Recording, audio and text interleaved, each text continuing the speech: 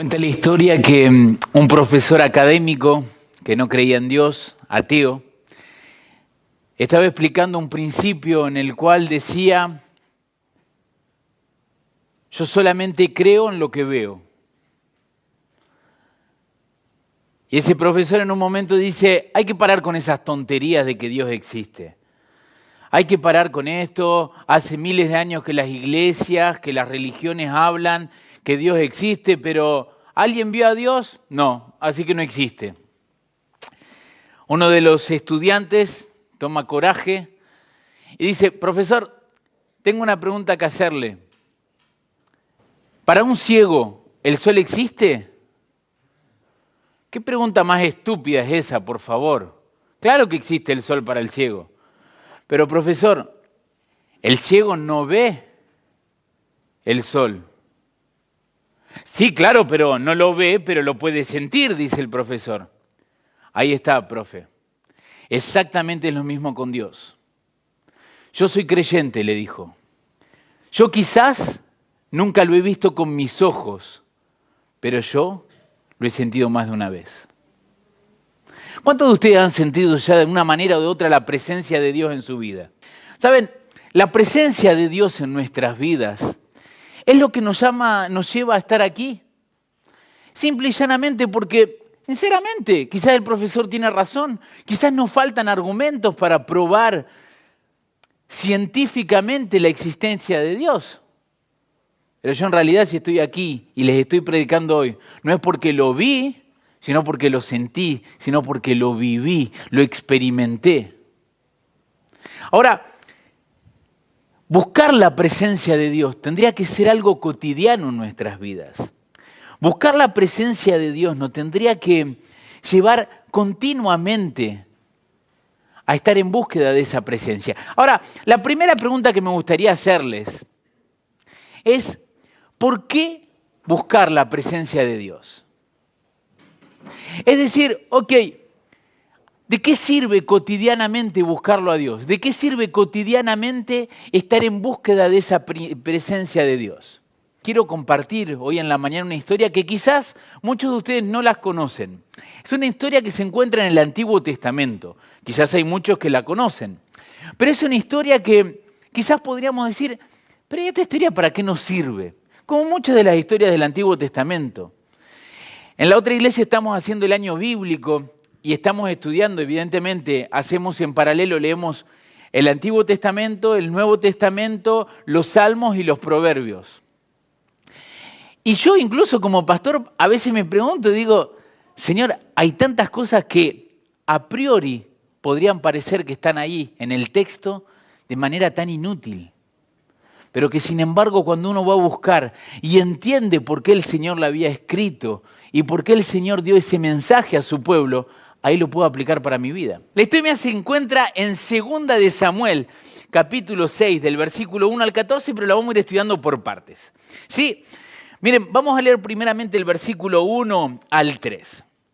David volvió a reunir a todos los escogidos de Israel, 30.000. Y se levantó David y partió a Balaad de Judá con todo el pueblo que tenía consigo para hacer pasar de allí el arca de Dios, sobre el cual era invocado el nombre de Jehová de los ejércitos, que mora entre los querubines. Pusieron el arca de Dios sobre un carro nuevo y la llevaron de la casa de Abinadab, que estaba en el collado, y Uza y Agio, hijos de Abinadab, guiaban el carro nuevo. Ahora sí, pastor, que no te entendimos de qué estás hablando. ¿Qué tiene que ver esta historia del rey David con en busca de la presencia de Dios? Hay que entender esto. Durante el periodo de reinado de David no existía templo. El reinado de Israel se estaba consolidando. Y David, en el capítulo 5, cuenta que va a fundar la capital del reino y que va a ser de la capital del reino, ¿qué ciudad? Jerusalén. Y va a ser no solamente la capital civil, sino que también se iba a convertir en la capital religiosa. Es decir, David tiene el proyecto de crear y de fundar un templo a Jerusalén, cosa que hasta ahora no había, porque el tabernáculo de Dios, la carpa de Dios, iba por el desierto de lado en lado. Y adentro del arca, adentro del templo, del tabernáculo, estaba el lugar santo y dentro del lugar santísimo estaba el arca de Dios. Pero ahora David dice, bueno, ahora se terminó esto, yo quiero que traigamos el arca de Dios a Jerusalén. Entonces moviliza 30.000 personas aproximadamente. ¿Saben lo que son 30.000 personas? Ustedes ya estuvieron en una caravana, en una manifestación de 2.000, 3.000. ¿Saben lo que son 30.000 personas? 30.000 personas para ir a buscar un objeto de 1,50 m por 1 metro por 1,50 m. David exagera un poco. O quizás David no exageraba. Quizás David entendía precisamente por qué tenía que ir a buscar el Arca de la Alianza. El Arca de la Alianza era algo así. Fíjense en que el texto dice, porque Jehová Todopoderoso o Jehová de los ejércitos vive entre los querubines. Era la creencia en el Antiguo Testamento, era la creencia del pueblo de Israel que la presencia de Dios estaba solamente en ese lugar. Y esto era cierto porque Dios lo había determinado así. En Éxodo capítulo 25 le dice a Moisés, y ustedes me harán un santuario. Y ese santuario, el tabernáculo, será de esta manera. Y adentro pondrán esto. Y ahí estaba el arca de Dios. El arca de Dios es hasta el día de hoy objeto de muchísimos mitos. Alguna vez creo que compartí con ustedes uno de mis personajes favoritos cuando era niño, era Indiana Jones. Indy se va, ¿a dónde? A buscar el arca perdida. Y el arca perdida, los nazis también la estaban buscando, Indiana Jones la buscaba, yo sé que no tiene nada que ver con la predicación, pero sí tiene que ver. Porque al final de esa película encuentran el arca perdida y luego se la llevan a un lugar en Hollywood o no sé dónde. Pero cuando la encuentran, hay algo que se pasa. Y me pareció extraordinario después cuando yo aprendí la Biblia. Es que Indy le dice, no me acuerdo si es una mujer que está al lado de él, cuando van a destapar el arca de la alianza, es una película, chicos, pero para que ustedes me entiendan. La agarra y le dice, cierra los ojos. Cierra los ojos. Y se tapan así. Y entonces, cuando abren el arca de la alianza, hay un resplandor, una luz que termina matando a todos los que están ahí. Claro, es una película, ¿no es cierto?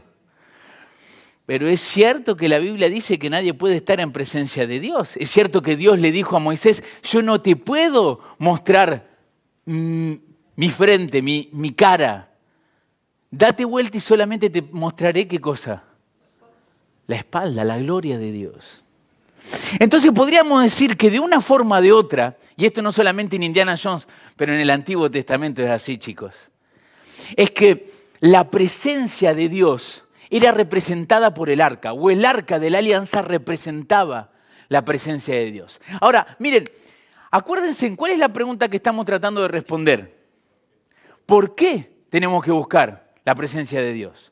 Entonces acá lo primero que yo digo que les cuento que David lo que va a hacer es que va a ir a buscar la presencia de Dios. De otra forma dicho, va a ir a buscar ¿qué cosa? El arca. Y dice, si yo quiero que mi reino sea próspero, tengo que ir a buscar la presencia de Dios, tengo que ir a buscar el arca y el arca tiene que estar acá. Lean el Antiguo Testamento, busquen en una concordancia bíblica el arca de Dios y van a ver la cantidad de historias que hay. Acuérdense en cuántas veces en la época de los jueces sacaron el arca como si fuese un objeto y los filisteos se la roban y luego la tienen que recuperar, ¿se acuerdan o no? Es decir, el arca de Dios representaba esa presencia del Señor. Ahora, miren lo que va a pasar en la historia. Esta historia del capítulo 6 es violenta. Porque hay 4 personajes principales en la historia. Y esos 4 personajes, que podríamos decir 5, evidentemente si tenemos en cuenta a Dios, van a pasar muchas cosas. Todos por la presencia de Dios. Miren lo que dice el versículo 5, lo pueden leer ahí conmigo. David, y toda la casa de Israel danzaba delante de Jehová con toda clase de instrumentos de madera, de haya, con arpas, salterios, panderos, flautas y címbalos. ¿Y qué hacía todo el pueblo de Dios cuando estuvieron ahí enfrente del arca? Pero no solamente David, sino que todo el pueblo, ¿qué hacían? No escucho. Ah, sí, bueno, pero díganlo con más convicción, chicos. Danzaban delante de la presencia de Dios. Es decir, yo no sé si a ustedes les ha pasado o no les ha pasado esto, pero perdónenme, me voy a tardar 2 minutitos para explicarles esto. Yo no sé si a ustedes les ha pasado o no, pero que están solos en su casa y alguien te llama, recibes un mensaje, alguien te dice algo en el teléfono y es la mejor noticia que escuchas después de meses. Es la respuesta a todas tus soluciones. ¿Qué hace en ese momento? Dice, wow, qué buena noticia. Gracias, Señor. No, querés saltar, querés contárselo al mundo, querés bailar y decir, gracias, Señor, no te lo puedo creer. Y te empezás a mover y poner el cuerpo en movimiento. ¿Por qué? Porque somos seres humanos y Dios nos creó así. Y entonces, ¿qué es lo que pasa? Cuando la presencia de Dios está en tu vida, en todo caso, lo que va a pasar en la vida de David, que va a querer danzar, que va a querer cantar, que va a querer alegrarse, que va a querer manifestarlo de una forma u otra que sienta a Dios en su vida. ¿Te ha pasado ya que has sentido a Dios tan fuerte en tu vida que has querido hablar, que has querido llorar, que has querido, no sé, levantar las manos, expresarlo de una forma o de otra? A mí me ha pasado, amigo. Y si no te pasó, es lo que más te deseo en mi vida que te pueda pasar. Primer personaje, David. Ahora, segundo personaje con respecto a la presencia de Dios. A David lo hizo bailar. Ahora, miren lo que dice. Usa, cuando estaban desplazando, Usa, el hijo, extendió su mano al arca de Dios y la sostuvo porque los bueyes tropezaban. Y el furor de Jehová se encendió contra Usa y lo hirió allí Dios por aquella temeridad. Y cayó allí muerto junto al arca de Dios. Yo no sé cuántos pastores le han predicado sobre este versículo, pero está en la Biblia. Y el texto es claro. Dice que Usa se le viene el arca encima. Ahora, ¿qué le agarró? No sé, sí lo sé, pero los dejo ir a investigar. Y dice, voy a poner las manos para que no se caiga el arca. Y cuando la toca el arca, ¿qué pasa? ¡Pum! Murió. Ah, bueno, quizá la película de Indiana Jones no era tan falsa lo que decía. Amigo, mira, a pesar de que la historia sea incomprensible para nuestra época, lo que está representando acá es que la presencia de Dios, la santidad de Dios, nosotros no la podemos dejar de lado y hacer como que, ¿qué me importa? No, Dios solamente es amor. No, amigo, Dios no solo es amor, porque la Biblia dice que es 3 veces santo, que es misericordioso, que es justo, que es digno de adoración, que es Rey de Reyes, que es Señor de Señores. La única definición de amor de Dios no es que es amor. Amor, claro, define a Dios, pero no el amor como nosotros lo entendemos, sino el amor ágape. Usa queda liquidado. Pero ustedes se dan cuenta que si yo les estoy hablando de por qué buscamos la presencia de Dios, no voy a usar el caso de Usa, porque si no estaríamos un poquito complicados, muchachos. Ahora, miren lo que viene a continuación, tercer personaje, y esto me parece fantástico, esto tienen que tomar nota. Temiendo David a Jehová aquel día dijo, ¿cómo ha de venir a mí el arca de Jehová?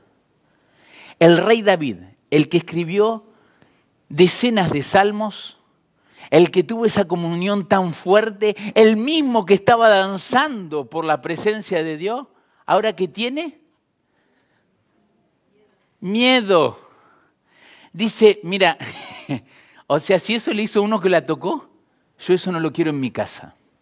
Ahora, porque David era tan inteligente, dijo, versículo 10, de modo que David no quiso traer para sí el arca de Jehová a la ciudad de David y la hizo llevar David a casa de Obed-Edom, Gateo.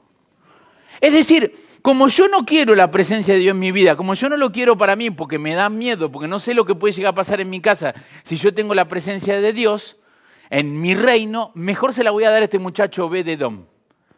¿Ustedes se imaginan este pobre Obed-Edom que estaba ahí mirando un poquito lo que pasaba? Me imagino un curioso que estaba viendo y buscando. Obed-Edom, según el nombre que tiene, y saben que los nombres en el Antiguo Testamento describían un poquito quién era un agricultor sin lugar a dudas, porque en su nombre lo dice.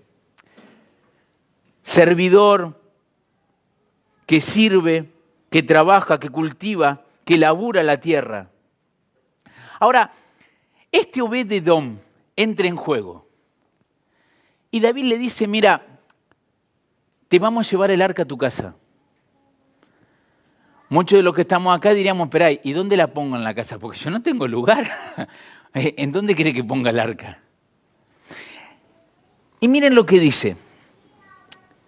Y estuvo el arca de Jehová en casa de Obed-Edom, Gateo, 3 meses. ¿Cuántos meses? Y bendijo Jehová a Obed-Edom y toda su casa. Ustedes están leyendo lo mismo que yo, ¿no? ¿Por qué Obed-Edom y toda su familia fueron bendecidos? No escuché. Porque el arca de la alianza ahora estaba en su casa. El texto es bastante claro, ¿no? Tercer personaje, Obed-Edom, dijo, ok, ¿qué le voy a decir que no al rey? Me traen el arca. Y ahí se empieza a pasar algo en su casa que nunca antes había visto. Empieza a sentir la bendición de Dios. La relación con su esposa se empieza a pasar mejor, con sus hijos. La tierra que trabaja, lo que hace, se multiplica. Y quizás alguno está pensando diciendo, sí, pero pastor, qué locura que está diciendo. No es porque Dios bendice que multiplica. Eso es un poco la teoría de la teología de la prosperidad. ¿Así? Ve a leer Génesis, todo el libro de Génesis, y mira, cada vez que Dios dice, y Dios bendijo, hay 2 cosas que se van a pasar. Prosperidad, Dios multiplica y fecundidad. Cuando Dios bendice en el Antiguo Testamento, siempre hay abundancia y fecundidad. Ahora, yo les pregunto algo. ¿Cuánta gente busca hoy por hoy la abundancia material, espiritual, fraternal? ¿Cuánta gente la busca? Muchísima. Ahora, quizás acá está la respuesta de por qué buscar la bendición de Dios. ¿Por qué buscar la presencia de Dios? Para que me bendiga. Cuando la presencia de Dios está en mi vida, cuando yo busco a diario la presencia de Dios en mi vida, yo puedo estar convencido, amigo, pero convencidísimo de que Dios me va a bendecir. Tanto en el sentido de prosperidad, material, espiritual, financiera, de papeles, Dios va a bendecir. ¿Por qué? ¿Porque yo lo digo? No, porque la Biblia nos lo está enseñando. Ahora, miren lo que dice y lo que hace David. Fue dado aviso al rey David diciendo, Jehová ha bendecido la casa de Obed-Edom y todo lo que tiene a causa del arca de Dios. Entonces David fue y llevó para alegría el arca de la casa de Obed-Edom a la ciudad de David. Miren, estuvimos hablando hace algunas semanas también de cómo compartir el Evangelio, porque dijimos que la iglesia tenía 4 roles y uno de los roles era compartir el Evangelio. ¿Qué pasó con Obed-Edom? Llevan el arca, es decir, llevan la presencia de Dios. ¿Qué empieza a pasar? Todo lo que tiene se empieza a multiplicar, todo lo que tiene empieza a ir mejor, todo. ¿Y qué dice David? Oh, ¿qué pasó ahí? Vamos a sacarle el arca. Vamos a sacarle la presencia de Dios. Que la presencia de Dios vuelva a este lugar. Que ahora me la traigo para mi ciudad. Porque si lo bendijo a él, ¿qué va a pasar? Me va a bendecir a mí también. Les voy a contar algo tonto, pero de verdad que es tonto y me da vergüenza contarlo, pero me pasó. Ustedes saben que cuando yo entré a la iglesia ya tenía 20 y algo de años. Y yo me acuerdo que cuando empiezo a ir a la iglesia, sábado tras sábado, empiezo a hablar con la gente, empiezo a ver. Y yo me acuerdo que un día vuelvo a la casa de mi abuela y le digo, che, abuela, ahí en tu iglesia todos son ricos, ¿no? Todos son médicos, arquitectos, abogados, todos tienen plata. Yo me parece que me voy a hacer de tu iglesia porque ahí hay una bendición, hay algo. Por eso le dije que me da vergüenza, que es tonto lo que digo. Pero al mismo tiempo lo creo, chicos. Lo creo. Porque cuando alguien encomienda a Jehová su camino, es próspero. Quizás no próspero como los otros lo ven, pero es próspero, es bendecido, es rico. Chicos, yo no les quiero decir esto, no se los quiero contar, que no quiero que parezcan en internet, pero soy súper rico, chicos. Soy inmensamente rico. No solamente por el Dios que tengo, por la familia espiritual que tengo, por mi familia, por mi esposa, por mis hijos, por mis padres, por mis hermanos. Pero también soy inmensamente rico porque no me falta nada, porque día tras día puedo comer, porque tengo salud. Y hay gente que todavía pasa la vida quejándose. Amigo, ahí es donde nosotros tenemos que tratar de entender que cuando la presencia de Dios está día tras día en nuestra vida, nada nos puede faltar. Jehová es mi pastor, nada me faltará. ¿Lo crees o no lo crees? Pero si Jehová es tu pastor, si la presencia de Dios está en tu vida, está en tu casa, entonces, amigo, ahí es donde te tienes que aferrar a esa presencia. No tengo más tiempo. Obed-edom, cuando se llevan el arca, si ustedes leen Crónicas capítulo 15, se van a dar cuenta que Obed-edom deja todo lo que tenía, deja su casa para poder ir a servir al templo. ¿Saben por qué? Porque una vez que experimentamos la presencia de Dios en nuestra vida, una vez que vemos cómo Dios nos bendice, nunca más queremos quitar esa bendición del Señor. Nunca más queremos que la presencia de Dios nos quite, amigos. Va a dejar todo para ir a servir y va a ser portero del templo. Él y toda su familia y sus hijos. Lo pueden leer. Ahora, el cuarto personaje, la hija de Saúl. Van a ver cuando lean el capítulo 6 que lo ve a David bailando, lo ve la presencia de Dios. ¿Y saben lo que dijo? ¡Ja! Este acá, mira cómo anda haciendo el ridículo bailando. No lo dice así, pero lo dice más o menos así. Y dice la Biblia que tuvo vergüenza de lo que la presencia de Dios hacía, de lo que la presencia de Dios hacía en David. ¿Y cómo termina el texto? No tuvo hijos hasta que murió. Bendición, fecundidad. En el Antiguo Testamento es así, amigo. Ahora, ¿cómo buscar la presencia de Dios? Porque yo quiero esa bendición para mi vida. Yo quiero que Dios me haga fecundo. Yo quiero que Dios siga bendiciendo mis iglesias. Que yo pueda hacer una bendición para los que me rodean. Que haya tantas bendiciones que desborde y que los otros beneficien por la bendición que Dios me dio a mí. ¿Ustedes lo quieren, sí o no? Ah, bueno, porque si no, me voy. Termino acá. ¿Cómo buscar la presencia de Dios? Les voy a dar 5 puntos que son fáciles, que son cosas que ustedes ya conocen. Pero primera cosa, abrirle y dejarlo entrar. ¿Saben de quién estoy hablando? De nuestro Señor Jesucristo. Apocalipsis 3:20 dice, yo estoy a la puerta ahí, llamo. El que me abre, yo entro. Pero si no me abre, no puedo entrar. Pero hay que abrir e invitarlo. ¿Qué quiere decir? ¿Que es una vez y para siempre? No. Día tras día tengo que invitar, abrirle la puerta. Segundo punto, separar un momento para buscar la presencia de Dios. Y amigo, mira, esto no es tonto. ¿Sabes por qué? Porque la iglesia de hoy por hoy nos ha hecho creer un mensaje que es muy cierto, pero que cuando se lleva al extremo es muy erróneo. La iglesia hoy por hoy nos ha hecho creer ¿qué cosa? Dios está en cualquier lugar y poco importa dónde estás, puedes orar. Y Dios te escucha. ¿Es cierto o mentira? ¿Cierto? ¿Es verdad?